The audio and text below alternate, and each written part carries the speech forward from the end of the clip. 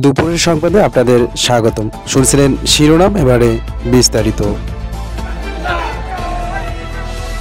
দেশের বিভিন্ন জায়গায় ছাত্রলীগকে মিছিল করতে দেখা গেছে।